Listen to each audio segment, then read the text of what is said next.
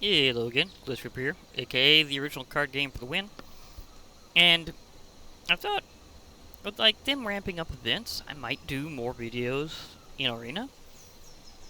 And this is one of those that I was going to get into anyhow, and so here we are. This is Thassa's Briny Bounty. And the twist on this event is that you play with a very specific deck. So you can't really choose one, you have one that's very specifically there.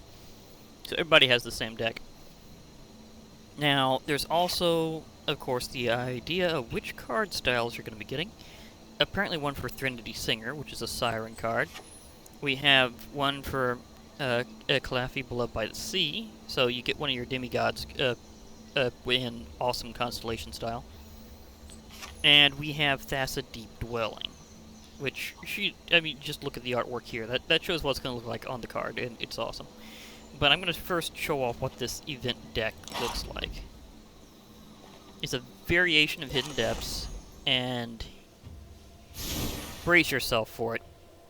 This is where the load time is a good thing, trust me. It's enormous. I know I like playing with fairly decently sized decks. Like, often I prefer, or rather, I tend to equilibrate around 80 cards rather than 60. But this is a 160 card deck, so this is literally twice the size of my usual. I mean, have I played a 100 card deck before? Yeah.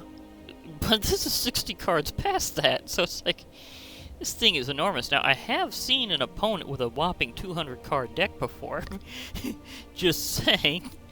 So, there's not really much of a limit in the size of your deck in Arena.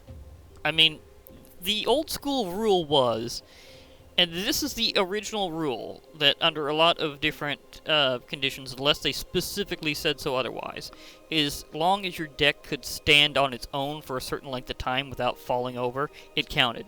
So if you were a really good card stacker, you could make an enormous deck. And that says something about Magic the Gathering going, no, we don't want to limit players that much. But it depends on the formats, because some think certain formats are particularly fun, and if they happen to have certain limits, okay. Now, this, I gotta admit, is not just a large deck. This is also a historic deck. And I'm saying that because I know there's ones in here that are considered historic in MTG Arena sense, that they're from older sets that you can still get now, but there's a big difference between standard and historic play, and you can easily kind of tell the difference. Although, again, now they're both basically valid in ranked, and I really need to get back into doing that. But this was one of them that was previously offered in one of the special events that I got. And his ability is going to be nuts. And I know he's historic because he's from 13th edition. That, you've never even been able to get... You're not going to be able to get packs of that in Arena, no. That's all only from special events like these. But another one that I know of specifically that is a historic card is one that I played a lot of before the rotation, and it's Diamond Mare. If you can get a copy of this on the field early, you're pretty good for a long time, because when it enters the battlefield, you choose a color, and whenever you cast any spell of the chosen color, you gain 1 life. So that really, really helps. Now, without further ado, because this is all with a giant deck, I'm going to pay in, because I do have enough money for this, and I'm going to start up, because you need 3 wins to get to that Thassa version. So we'll see if within my usual, well, slightly fuzzy time limit, admittedly, if I can do this on camera.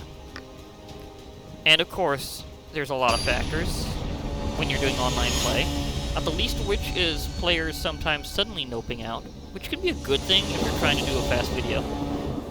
We all know what happened last time. Yeah. Now, apparently you use your standard avatar that you normally have set here, and therefore by extension probably, yep, your pets are going to hang out. Oh, look at that super shuffle. I got 3 lands. I do have the ability to... Now, this is something important with a deck of this massive size. just make sure you can play something early on. Because, I mean, sure, it had a ton of land associated with it, but there's also the issue of just there's so many things of so many, like, radically different... Oh, that's a historic one. Oh, that one was, I think that was like the earliest in Scryland. Or one of the earlier ones, at least. So, I'm not gonna put it out immediately.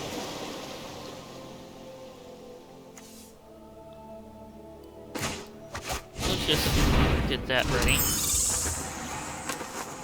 Because I'm gonna want a couple of flyers out early, so this is gonna be really good for that. Unsummon, well, they've seen it.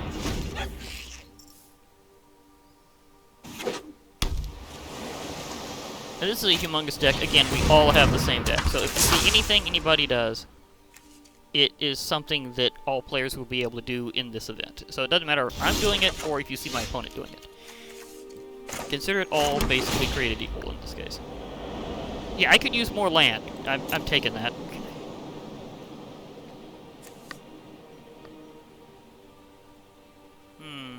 Not yet. I need more oomph first. Sahili, yeah. I mean, anything, and that's interesting. You can also, just for a quick thought here, you can play a single colored deck with cards that are multicolored, not just that color and colorless, because some of modern cards have the ability to have their cost counted as either or, which makes it really interesting. I'm going to hold on to a few of these things. Sleep is going to be great for later.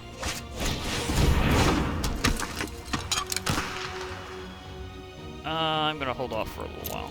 Build up a bit. Oh dear goodness, that... I forgot to check that. But yeah, that's from Throne of Eldraine. Tempest should... okay. That's a slight problem. Oh, thank you, land.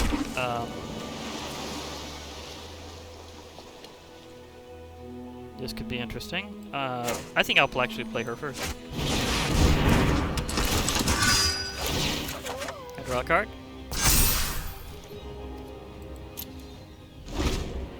I can use my Warkite Marauder to attack right past that guy, actually.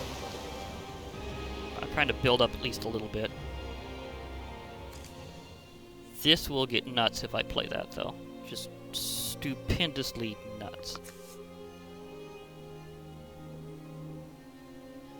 Got to emphasize that very, very much.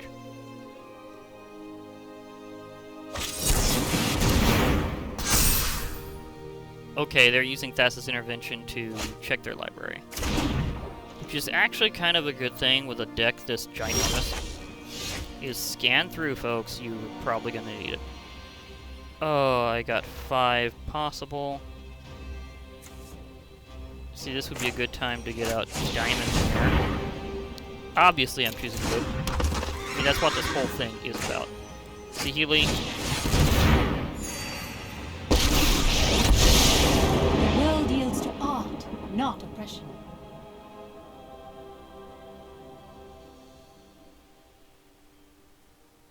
I don't think it gains haste.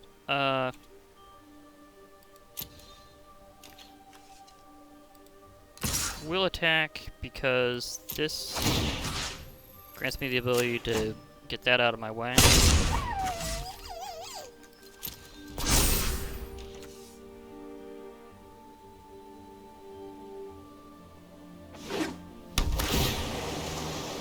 Okay, Mystic Sanctuary. Okay, they can recharge one of their... What was it again? Thassa's... Okay, so they're gonna probably go through more of their deck to find something else useful.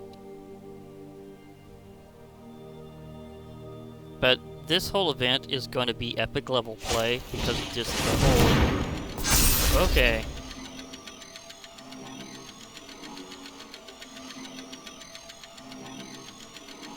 They played that on their main phase, so they're getting to scry first to determine what those 3 cards will be. That's why it's precognitive perception. Because they can look forward first.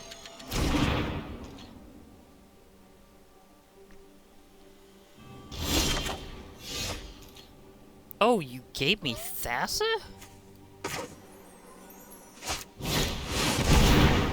Gave me Thassa.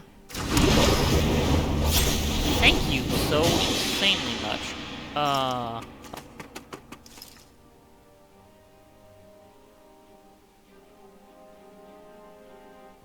could do that and just...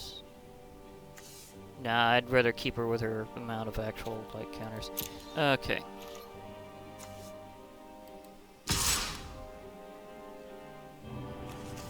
Yeah, I'm gonna go ahead and go with both my players. I'll leave an opening, I know that. But I'm also gonna do a bit of damage first. Okay, who do I want to... I'll flicker this one.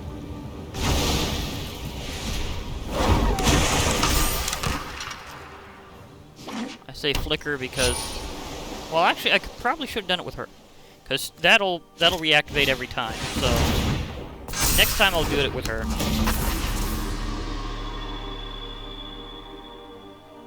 Because, yeah, it'd be better to do with her, because whenever you get something to go in and out, then whenever they re-enter, they'll reactivate their ability. So if you flicker them, that works. I call it flickering because there was actually a card a long time ago called that, where the whole point was just causing them to be removed from play for a moment and then go back into the battlefield. So they just kind of go in and out. The point is mostly to detach negative effects from them. But, and that's also what this can do once per turn, but there's other ways of handling it.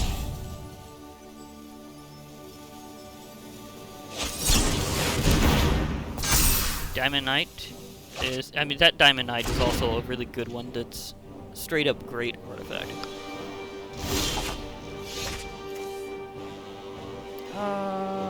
Do I want a Nyx Lotus? I think I want a Thunderous Snapper, actually. Because I can build up more mana just from that. Okay, so let's try to just run them over. I don't normally go for that, but...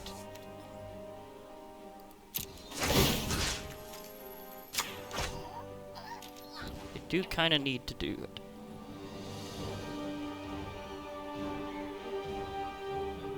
Because I don't want their Diamond Knight to build up too terribly much, because that thing's going to be really powerful after a while. Sage Rosa.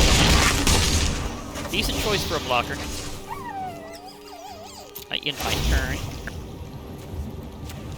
Sir Eleonora, you will be right back in about 3 seconds. To re-enter. Fairy Vandal. Power up, thank you. Octo Prophet. Maybe.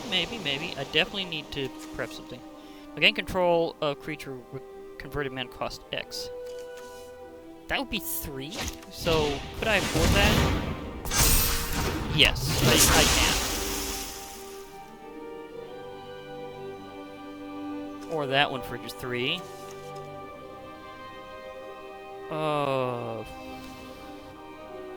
See, that one's really good. And he's already got it pretty powered up, so it would work pretty well in my favor. Tempestry and I can just fly right past. Hey, just charged up Chemister's Insight. He's got a dime. Okay, I'm definitely gonna have to go for the Overwhelm fast to finish this quickly.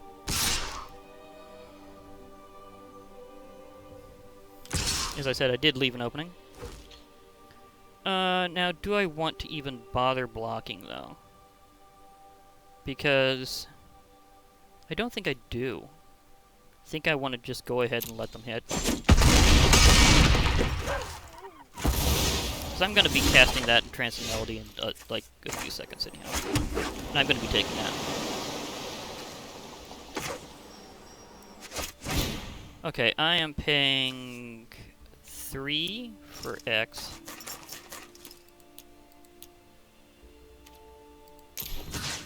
I'm taking this. Autopay, doesn't matter exactly what I do to pay it. Oh! It counts... So it does count X, costs. Okay. That's nice to know. Okay, so... Warkite Marauder doesn't need to be used to get past him now. Okay,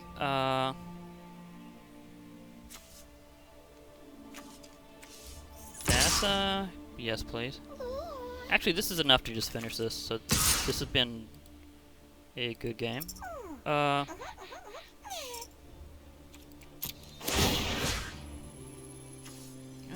Let's just something.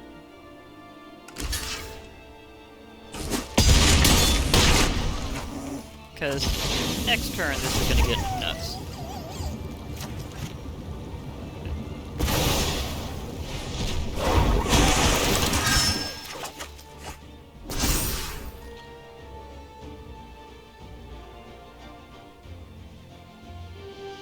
I thought I was gonna get to play Nyx Lotus this time, but I didn't really need to the whole time. I mean, would I like to just cuz? I don't know.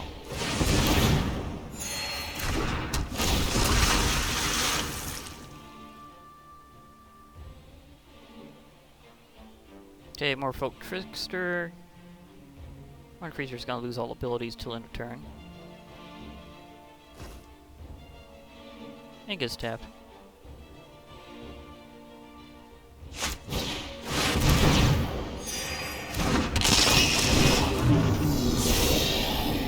Okay, they might get back their Diamond Knight if they want it, because this allows them to get a permanent back to their owner's hand. And since I took control, they're the owner.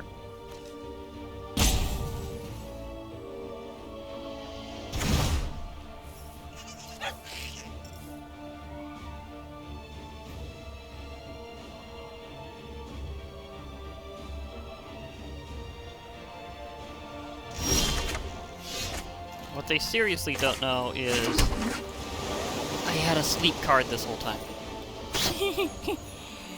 This is one of the craziest just smack you cards that there was for quite some time.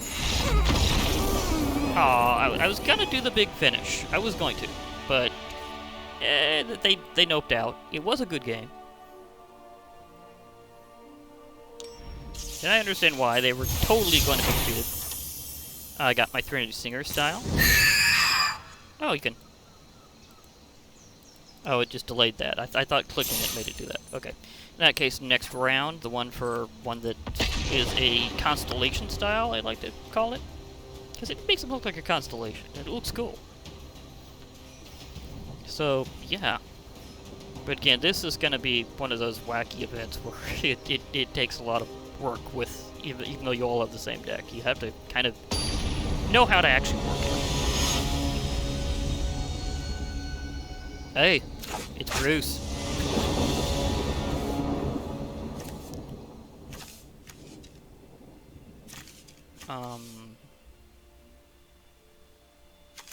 Yeah, this looks like it's going to be a good hand. So I'm keeping this. Hey, look, the thing got card style 4. Hey, Terramander. Let's go a little Simic here.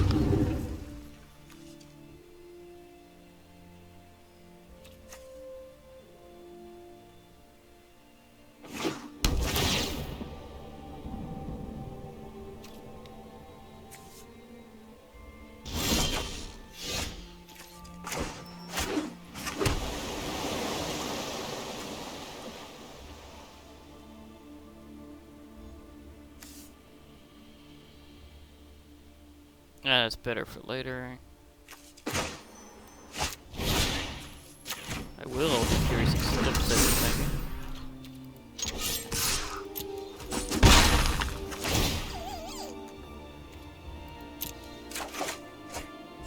Oh! Remember how I said things of which we were going after card styles? Well, Calafi Beloved by the Sea has just shown up. So this will be hilariously good timing. Fly! Fly, my little dragon! He's a good little dragon. So much. Okay, Calafi Beloved by the Sea.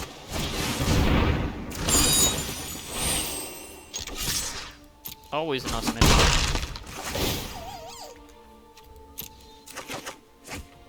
Yeah, Yeah, this is a great way to get extra lands.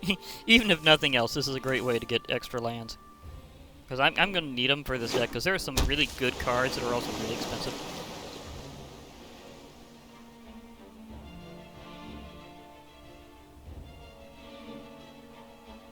Yeah, this is how good she is. But, yeah, enemies trying to cast spells on my creatures will have a hard time. And she'll just strike bigger and bigger the more blue I get out. Remember that the whole devotion dynamic introduced originally in like the earlier part of Theros and carries on here is based only on the number of colored mana symbols in the costs of the permanent. If they have an ability that has a cost, that doesn't count. It's only in their casting cost. So right now my devotion is 4 to blue.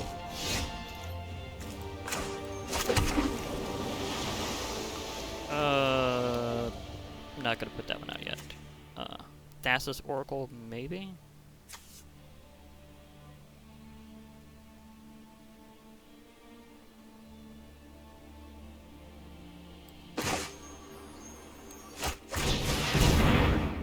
This one's mainly just a quick boost, but why not? And I've got a counter that's gonna be nice for later. Hypnotic Sprite, I know they have that in their hand now. Or rather, it's going to be an exile because of the adventure. So they basically just revealed a creature that I'll be able to counter. Essence Scatter only counters creature spells specifically. Yes, I will draw a card. Oh, I've got some serious legends here. Atim's All-Seeing? Maybe unleash that. Has a very interesting way of winning the game. But I don't know if that'll work out in this whole event, because it's kind of a little crazy. But I would love to be able to have enough men out to cast this awesome guy. Especially if I could afford the kicker. Because the kicker just makes it ridiculous. But then again, I don't really need the kicker on this guy. So I might want to be better off casting him as early as possible. And just using him as a giant blunt weapon. Use Leviathan. Turn. Okay, here we go. And there goes the enchantment that went with it. But that's okay. That's okay. I still have plenty of other things that I can do.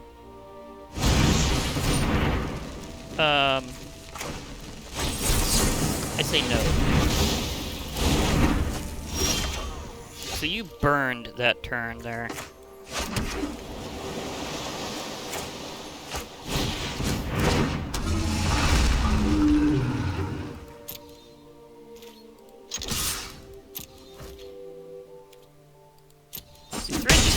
Is okay, but it's best to use whenever an enemy has a creature out.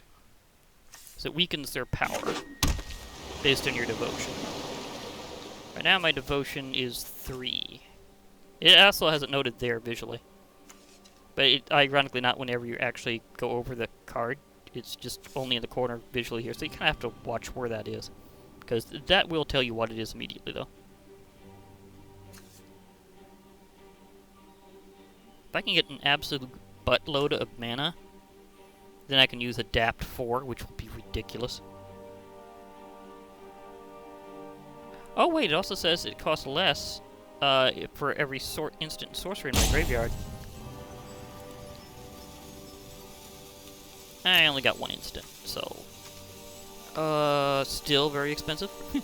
But you get a lot of counters on it at once, so that would be really nasty. I think I'll have my Temple of Epiphany out and just see if I need to even get to the next turn with Atimsis. Because even if not, like some of the other abilities. Okay. Brazen Borrower. They just kicked it to my hand.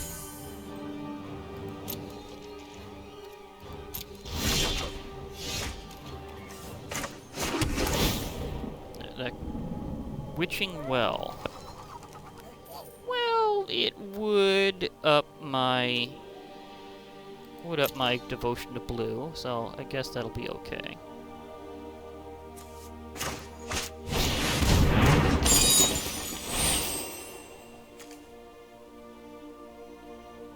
Yeah, that'd be better later, especially if I have just like a load of mana available at the time to just use it with.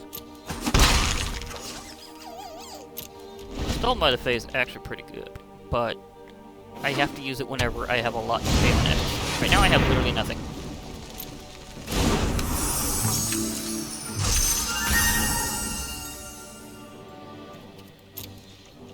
This turn, however, is a whole other story.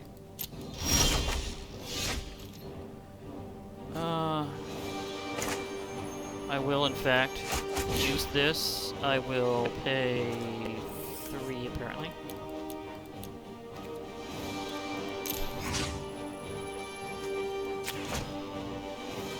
Shoe. Give me my extra fairies.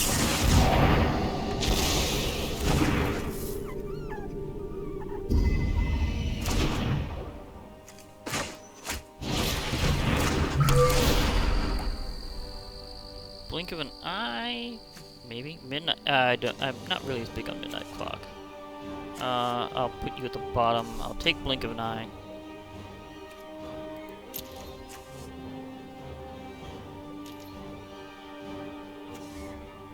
Can block only creatures with flying.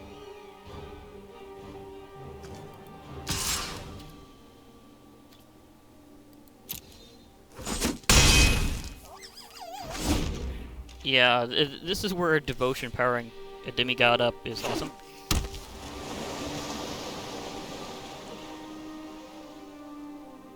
But I don't have enough mana to use the flash ability on that one. Which would have been cool, but not happening. Do I want to sack that to draw 2 cards? I don't think so. I think I'd rather leave it on the field for the extra devotion.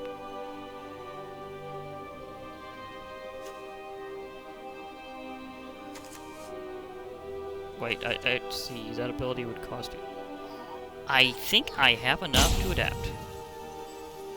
But you can only... Well, actually, I don't know if you can only adapt as a sorcery. It's a very good question. Anyway, it's been an interesting game. I mean, some of these haven't really fulfilled my full conditions for being really considered an awesome game, but for an event like this that's kind of got weird, like unusual conditions on it, it has been pretty good. There isn't really much to tap around here. Although I can always get him to do his whole egg helmet thing, which is insanely cute. I've been thinking, what else would I consider cute enough to have is just in with my pet family? And I'm thinking maybe a kitten of Johnny, because oh my gosh, that would be freaking cute.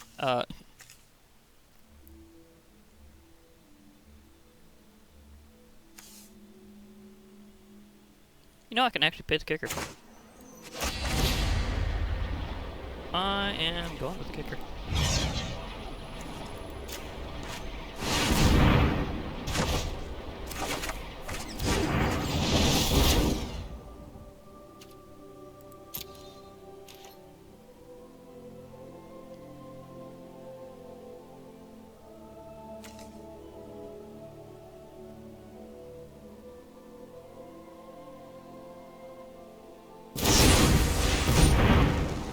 Brazen Borrower again. Glaffy has been popped to my hand a second time. This has been insanely... Or was it the other one that was before? I'm trying to remember. But anyhow, she got insanely lucky with that.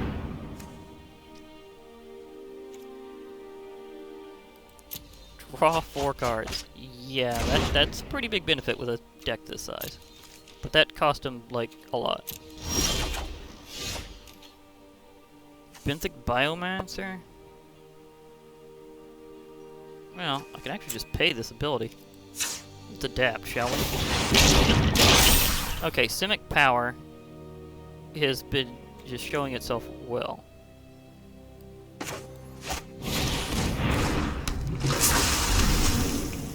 It's been good, but Smack! Behold the power of Simic.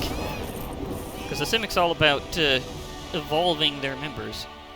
Quite literally. So, using the adapt on that, yeah, that hit nicely.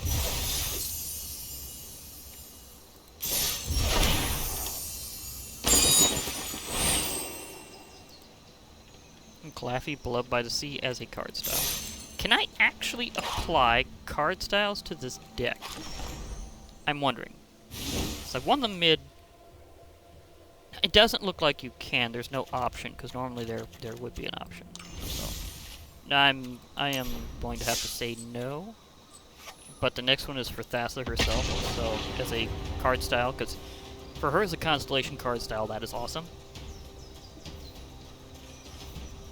So yeah, let's bling it up.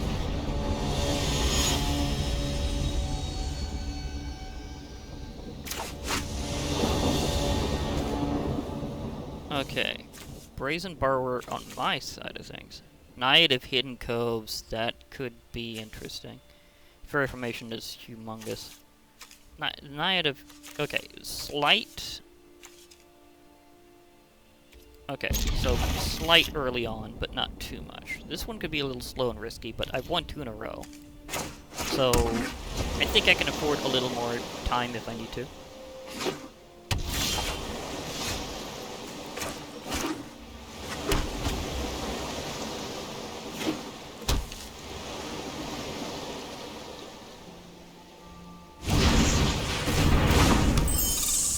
The Hypnotic Sprite. Let's go on an adventure. Good. One good fling deserves another. Yeah. But I'd rather do Night of Coves here. I mean, I'm going to get enough mana to play Fairy Formation. Just saying. Fairy Formation is actually pretty awesome. You got a Diamond Knight out, and I know this deck.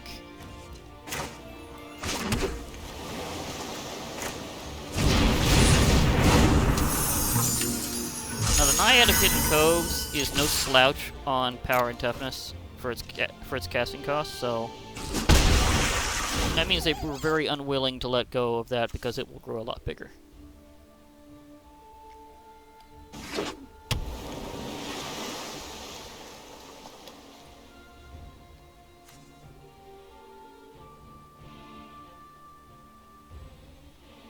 See, that's converted casting cost 4, so I should be able to afford it. So I can let this one out for a little while.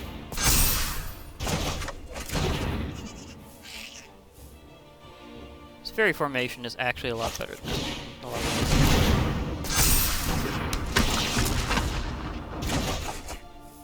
those. Wow, they really went out.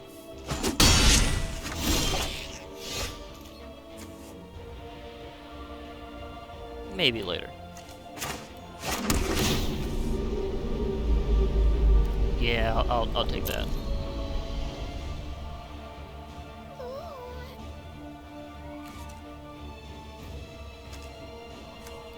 Well, let's go on another adventure because you returned it to my hand, and that actually plays in pretty well with that. So let's do this. Try to choose when you cast spell with that. First time, draw 2 cards. Look at the top 2 card. Okay. It's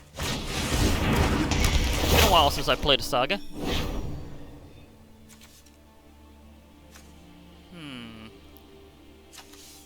I will put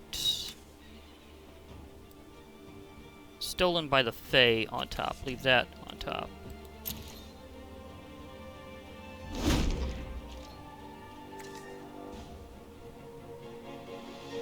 See how well this allows me to actually do that whole thing.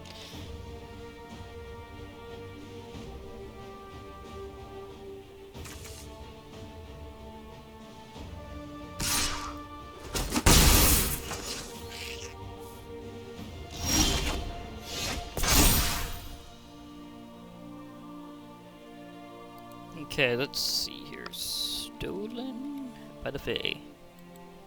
Yes.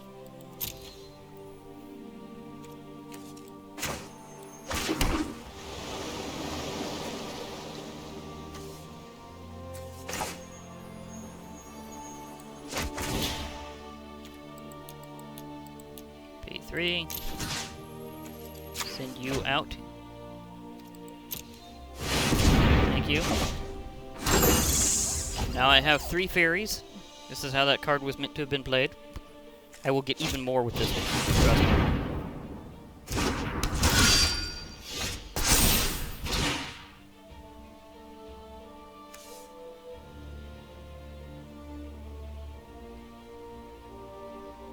Okay, I will worry them quite a bit with my fairy formation. Like Benthic Biomancer. Nice. I'll just have 1 fairy go out here.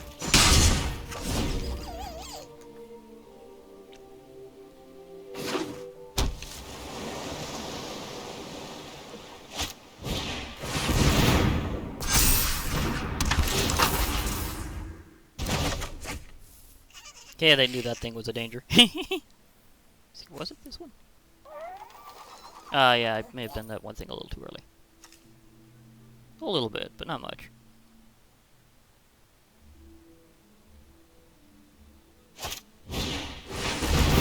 Oh, they got the Warkite Marauder out now. See, this is where you gotta remember the real rule. Establish whether or not it's possible for your enemy to kill your creature or not, just by the amount of total power versus its stuff. So I was able to kill that because they forgot that rule. Oh dear goodness. Yes. I'm definitely gonna want to use that.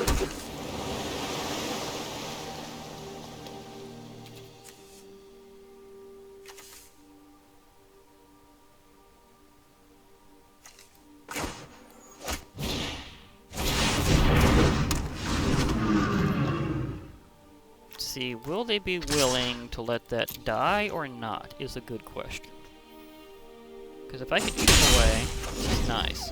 Now they'll only be able to bypass this guy on their turn, and he's got more power, so... There's that Chi. I'm not sure about Attempts. That's one thing to check at some point. But anyhow, Sphinx.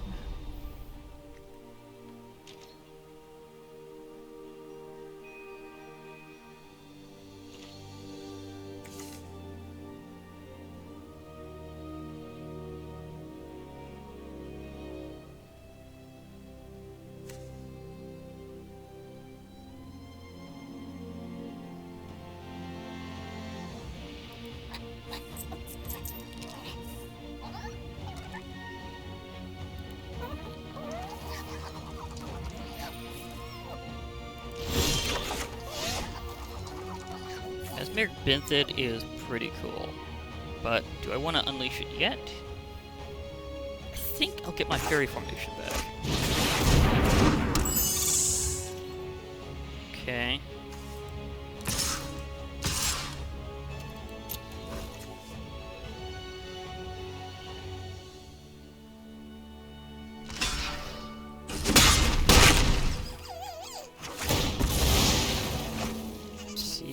I will decline the reveal yet, because it's best to do that whenever you're actually going to be able to fulfill the condition that just lets them win.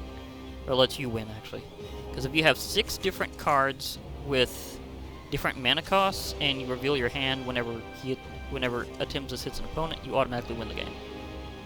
Which would be a very interesting win, to say the least, being able to use one of those alternate win conditions. Curiosity and wonder drive civilization. Not petty wars. Okay. See, this one's very strong in this because of that destruction ability. Ether itself serves me.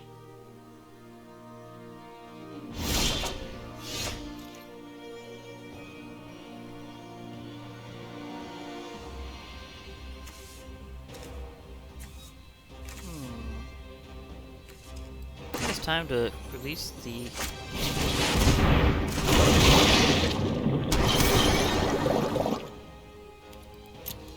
Mesmeric Benthid. Sorry, Ujin, you're a cool guy, but you're gonna be ran over by a fairy troop. Nothing personal. I actually kind of like it. Big fan of the Featherwing Dragon. But you kind of had to go there.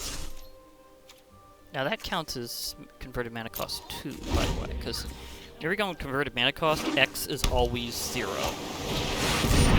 Interesting thing there. Okay. Got Sir Eleonora the Discerning going here.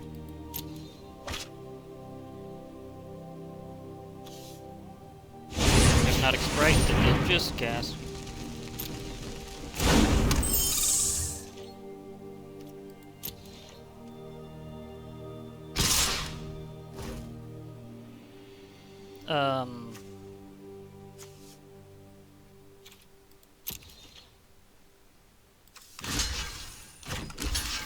Kill, leave.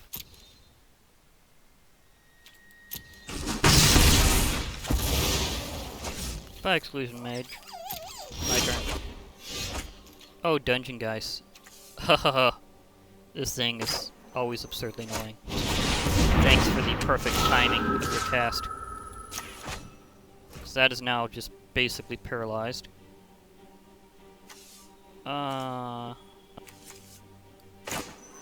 Might as well put out my non-magic. And it was an interesting game. So, yeah.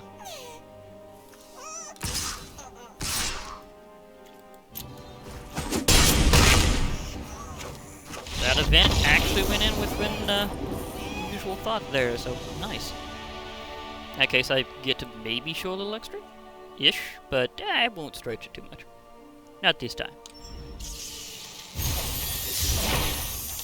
I did get Thassa deep rolling.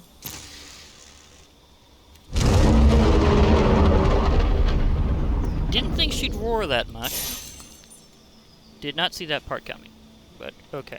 So let's see here. Okay, I fulfilled one of them.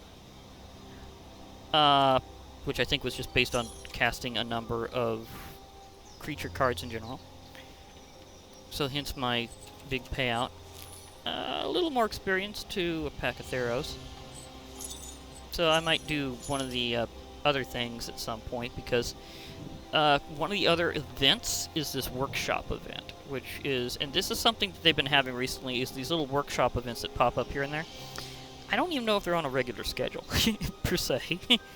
And these workshop events are usually where they have it's just like, whenever it starts, and there's this thing called a haversack of favor that you can get once per time doing these kind of workshop events, where apparently they're going over like various deck designs and stuff, just kind of assessing them in a way. I'm not entirely sure how this haversack works. Last time I did one of these, it just gave me a mythic rare card that I didn't already possess, and that might be how it works, because I don't know if it's a real collectible. Like, I don't know if this is like a cosmetic item, or if that's it, because the last time I got that mythic rare. But I'm not entirely sure if that was from my weekly wins giving me an extra card, so, because that's also a thing that you get. Is that as you go through these on your, well, actually more daily wins, but as you go through daily wins, there'll be and weekly wins, there'll be points where you get rewards other than just experience. And and I think it's under daily wins that you can just get like a random card. So I'm not sure if whenever I did one of those festivals earlier, not this one, not festival, it was the workshop. I'm not sure whenever I did the workshop earlier if this haversack of favor was in fact giving me a mythic rare, or if that was really just that random. So it was a rather angry legendary Hydra, might I add. So yeah. But that's kind of it for now. And if there's other major events coming up, that we'll kind of go over that. I'm planning that hopefully on launch day for Ikoria, and I'm gonna have to check my calendar as to what that is like exactly how soon that's coming up, but I think it's supposed to come out April 16th. And when that happens, I'm wondering how they're gonna handle that in terms of Arena. Because there's certain dynamics I'm just wondering about. But there are certain advantages to doing things in electronic format, so they'll probably just have some things just come and go as they're needed, rather than being an actual card.